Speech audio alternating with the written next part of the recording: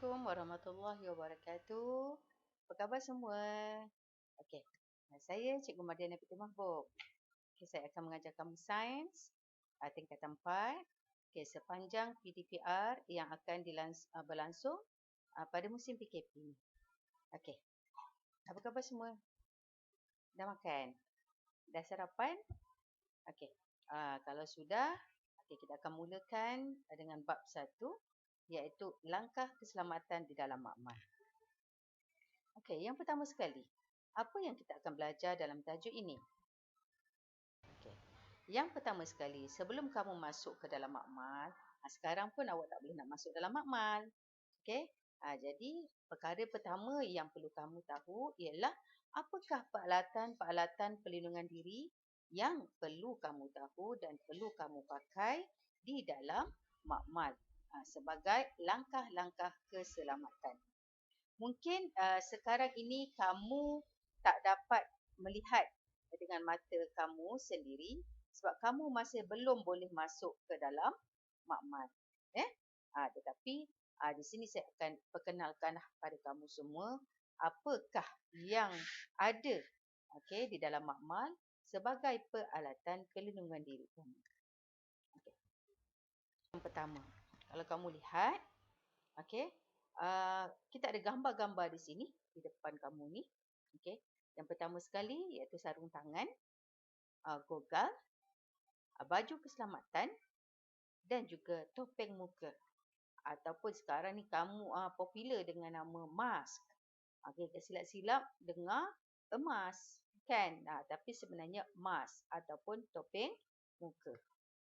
Apa tujuan sebenarnya kesemua yang saya tunjukkan ni? Ini belum penuh lagi, sebenarnya ada lagi. Apa tujuan sebenarnya? Kenapa kita perlukan sarung tangan? Kenapa kita perlukan goggle? Kenapa kita perlukan baju keselamatan? Mask ni. Ini sebenarnya adalah sebagai peralatan untuk melindungi diri kamu. Apa-apa saja sebenarnya dalam makmal ni, silap-silap jika kamu tak menggunakan bahan kimia atau apa saja peralatan, dia boleh membahayakan kamu. Sebab itu di dalam makmal penuh peraturan. Kamu mesti ikut peraturan. Tak boleh nak berlari-lari, memang taklah kan kamu dah besar ataupun bermain-main di dalam makmal. Sebab di sana tu boleh menyebabkan kemalangan. Jadi apa yang saya perkenalkan hari ini adalah untuk mengelakkan diri kamu daripada kecederaan. So yang pertama sebelah kiri kita ni. Ini adalah sarung tangan. Sarung tangan. Ini dah semestinya pakai di tangan, bukan di kaki. Yang ini goggle. Ini dipakai di bahagian mata. Yang ini adalah baju keselamatan. Baju keselamatan atau baju makmal ni dipakai di bahagian luar. Di dalamnya ada pakaian. Cuma sarungkan di bahagian luar sahaja. Bukan kena nak pakai tu kena buka baju ke apa, tak. Jadi awak kena pakai di bahagian luar. Dan ini adalah mask. Ini memang saya tak perkenalkan pun awak dah tahu. Budak kecil pun tahu ini mask. Sebab sekarang ni awak wajib pakai. Kalau di luar. Kalau tak pakai, kena 1,000. So, saya akan perkenalkan satu persatu nama alatan dan juga fungsi-fungsinya. Ini awak kena tahu, awak kena ingat. Ini awak kena tahu dan awak kena ingat. So, yang pertama sekali adalah goggle. Tempatnya adalah di bahagian mata. Kamu pakai seperti kamu pakai cermin mata. So, apa tujuan kamu memakai goggle ini?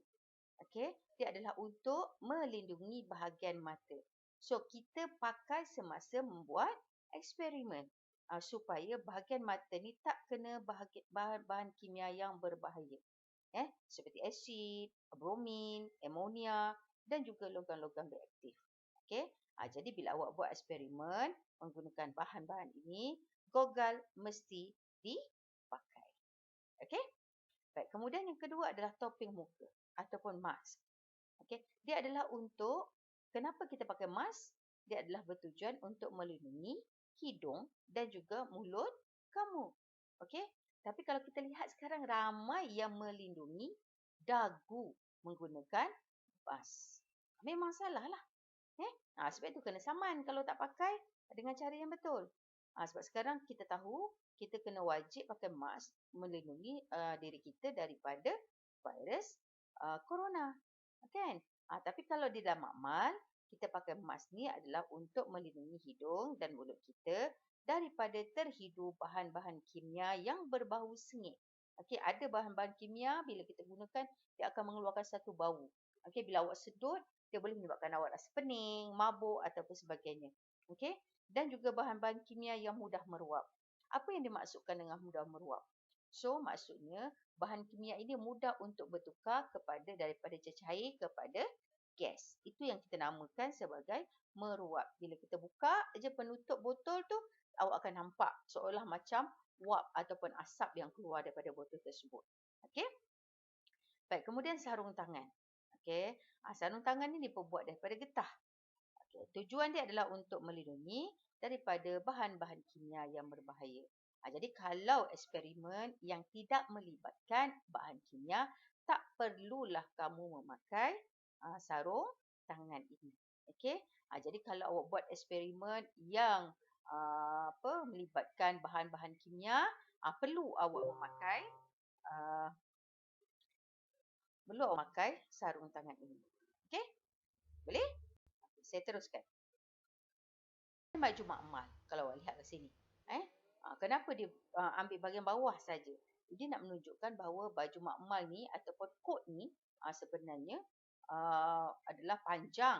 Tapi panjang tak sampai ke buku lali. Panjang sampai lutut sahaja. Dia sampai paras lutut. Okey, apa tujuan dia? Sebenarnya dia adalah sebagai satu lapisan keselamatan. Sebagai satu lapisan keselamatan yang kita pakai di bahagian luar. Okey, baju kita. Okey, supaya bila ada apa-apa berlaku, bahan kimia tertumpah ke apa, kita boleh terus buka sahaja baju makmal tu, kot makmal. Jadi tak perlu nak buka baju dalam. Bukan baju dalam, baju di bahagian dalam. Okey, jadi kamu akan lebih selamat dan tak merosakkan pakaian yang kamu sedang pakai. Okey? Jangan salah faham ya. Okey. Dan seterusnya ialah kasut bertutup, iaitu kasut keselamatan. Okey. Kasut yang bertutup ini perlu dipakai apabila kamu sebaik saja kamu berada di dalam makmal. Okey. Untuk pengetahuan kamulah, sebenarnya kalau pembantu makmal memang mereka ada kasut khas. Okey. Kasut khas iaitu kasut keselamatan. Tetapi sebenarnya untuk kamu bila masuk dalam makmal, cukuplah kamu memakai kasut sekolah. Sebab kasut sekolah tu memang dah kasut yang bertutup. Okay. Cuma memang tidak digalakkan untuk kamu memakai selipar ataupun memakai kasut yang tidak bertutup. Sebab dia tidak memenuhi syarat untuk yang ini. Okay, untuk keselamatan kamu. Kenapa kamu kena pakai kasut yang bertutup? Supaya apa-apa yang berlaku, contohnya seperti bahan kimia tumpah, dia tidak terkena pada kaki, tapi dia terkena pada kasut. Ataupun jika ada alat radas yang pecah, yang daripada kaca pecah, terpelanting ataupun jatuh, terkena kaki. Jadi bila kamu pakai kasut, dapat mengelakkan daripada kecederaan. Okey? Boleh? Setakat ni faham Okey, kita teruskan. Baik. Selain daripada alat-alat perlindungan diri, kita juga ada peralatan. Okey, tadi tu alat-alat yang kecil-kecil yang boleh gunakan. Ini adalah peralatan. Peralatan yang kita letakkan di dalam makmal. Awak tak boleh bawa ke sana sinilah. Dia kat situ. Dia kekal dekat situ. Contohnya kat sini, gambar yang kat sebelah ni. Okey, sekarang saya nak tanya, siapa bertahu apakah nama peralatan ini? Dia ada dalam makmal. Saya tahu awak daripada tingkatan 1 sampai tingkatan 3 masuk makmal kan? Dah pernah nampak benda ni. Apa benda ni? Apa nama peralatan ni? Saya bagi masa untuk awak. Okey. So sekarang awak dah ada dalam fikiran kamu. Dalam minda kamu. Apa nama? Simpan. Okey. So saya nak tunjukkan dengan awak. Apakah di antara peralatan-peralatan yang ada di dalam makmal? Okey. So yang pertama ialah penyiram kecemasan. Ini ke? Atau pembilas mata. Ini. Betul ke tak dengan jawapan awak? Ataupun Ini, kebok WhatsApp. Mana satu? Ataupun kabinet aliran laminar. So, which one is the answer? Okey. Saya akan pergi. Okey. Yang ini. Yang ini, untuk gambar yang ini, bahagian ini dinamakan sebagai kabinet aliran laminar. Okey. Kabinet aliran laminar ni apa tujuan dia? Untuk mengelakkan kontaminasi semasa aktiviti berkaitan dengan mikrobiologi dijalankan. So yang macam ni lah. Okey, sebab awak bila ada bakteria ke apa benda ke kan, awak buat eksperimen berkaitan bakteria, kita buat masuk dalam sini. Kabinet aliran laminar ni. So untuk mengelakkan kontaminasi. Apa dia kontaminasi? Okey, ini tugasan awak. Dan awak catat. Cari di dalam Google, buku teks ke ataupun bahan rujukan yang lain. Apakah yang dimaksudkan dengan kontaminasi? Kalau awak ada kakak atau abang yang dah habis belajar ataupun yang berada di tingkatan 5, boleh tanya juga. Apa dia kontaminasi? Okey? So lepas nanti saya akan tanya awak, bila kita jumpa ataupun dalam grup nanti saya akan tanya. Apakah dia kontaminasi? Seterusnya, kebok WhatsApp. Apa ni? Tadi gambar yang saya tunjukkan apa? Inilah dia. Inilah kebok WhatsApp. Okey? Yang awak lihat. Okey, selalu awak tengok dekat di bahagian belakang makmal. Inilah dinamakan sebagai kebok WhatsApp. Okey, apa dia kebok WhatsApp? Apa fungsi kebok WhatsApp? So, segala eksperimen yang melibatkan semua bahan-bahan kimia yang mudah meruap, yang kadar kepekatannya tinggi, mudah terbakar, beracun, mengakis dan juga berbau. Kita buat semua eksperimen ini dalam kebok WhatsApp. Semua bahan-bahan yang bertanda seperti yang ada tengkorak ni dan juga yang lambang di bahagian bawah ni. Sebenarnya ni adalah lambang-lambang yang bahan kimia yang mudah terperuap, yang bahaya. Okey? Jadi kita buat eksperimen ni di dalam kebok WhatsApp. Bukannya di meja eksperimen ataupun meja belajar kamu di mana. Okey? Boleh faham? Seterusnya, penyiram kecemasan ataupun safety shower. Okey, ini digunakan apabila tiba-tiba badan kamu tengah buat eksperimen, badan kamu terkena bahan kimia. Di kali ini, kamu tak perlulah buat laporan nak tulis dulu ke apa ke. Tak. Okey? Awak memang yang pertama sekali awak kena laporkan pada guru. Tapi bukannya laporan yang awak kena tulis dalam buku. Tapi laporan ni awak kena beritahu dengan kadar segera. Yang paling mudah untuk kamu laporkan dengan kadar segera, awak jeritlah. Jerit. Panggil, cikgu, saya terkena bahan kimia, tangan saya terkena. Terus mention which part of your body. Okey, yang terkena bahan kimia. Jadi cikgu akan dapat buat tindakan yang cepat dan pantas. Bukannya awak ambil buku, awak ambil kertas, tulis. Okey, saya nama ni terkena bahan kimia. Lepas tu tengok tangan awak, tengok dah merah, dah luka, dah apa semua. Jadi kat sini kita tengok keadaan di tempat. Macam mana keadaan dia. Kecemasan yang bagaimana. Okey.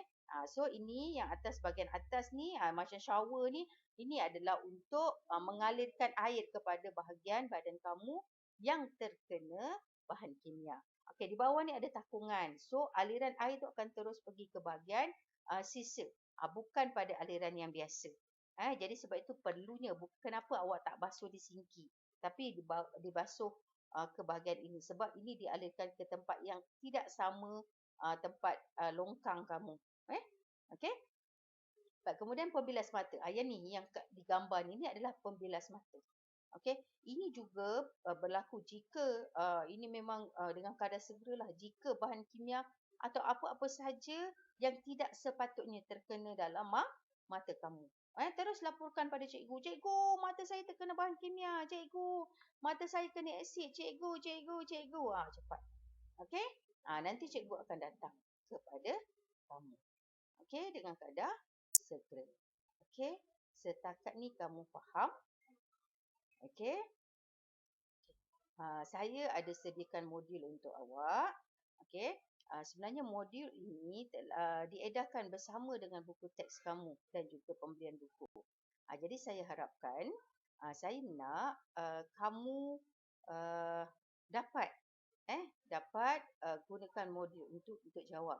Dalam modul yang saya berikan itu juga ada nota ringkas. Ada nota ringkas untuk kamu baca dan kamu gunakan sebagai rujukan untuk awak jawab soalan-soalan yang ada dalam modul tersebut. Okey. Saya juga akan bagi Google Form untuk awak, soalan-soalan yang awak kena jawab sebaik saja dalam kelas ini juga. Bila awak dah buat yang itu, awak jawab Google Form supaya awak faham. Okey, dan saya dapat nilai sama ada awak faham ke awak tak faham. Okey? Boleh? Dan saya akan masukkan juga yang soft copy untuk modul. Jika ada di antara kamu yang tak dapat datang, penjaganya ada masalah untuk datang ke sekolah, okey, dan akan ada masa lain untuk kamu datang ke sekolah, tak apa, tak ada masalah. Jangan risau. Jangan jadikan itu sebagai satu masalah. Saya akan masukkan bahan modul okey di dalam group. Di situ awak boleh lihat itu dalam bentuk PDF, sama ada kamu nak salin semula atau kamu nak print sendiri. Boleh, tak ada masalah. Okey? Dan untuk kamu, untuk ibu bapa yang ambil bahan di sekolah, okey, saya ada hadiahkan untuk kamu satu fail. Satu fail. Jadi saya harap apa saja bahan yang saya berikan pada kamu, tolong masukkan dalam fail tersebut. Nanti bila saya minta awak hantarlah menggunakan fail tersebut. Saya akan bagi arahan ke mana perlu awak hantar. Setiap kali, setiap latihan yang saya berikan, awak perlu hantar kepada saya. Boleh Okey, saya rasa itu saja untuk hari ini. Okey, saya ucapkan ribuan terima kasih pada kamu semua.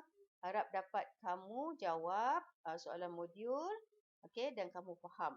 Dan jika kamu tak faham, kamu boleh ulang-ulang lagi video ini. Sebab itu saya jadikan paparan PowerPoint ini sebagai bahan video supaya kamu dapat ulang jika kamu tidak faham. Dan saya akan letakkan di dalam grup. Okey. Sekian saja untuk hari ini. Okey, saya harapkan kamu jaga kesihatan, jaga SOP. Tolong jangan keluar berjalan-jalan di luar, okey. Keluar bila perlu sahaja. Okey, jaga diri. Saya nak jumpa kamu sangat. Okey, jadi kita harapkan, kita doakan sama-sama COVID ini cepat pergi. Okey, Assalamualaikum warahmatullahi wabarakatuh.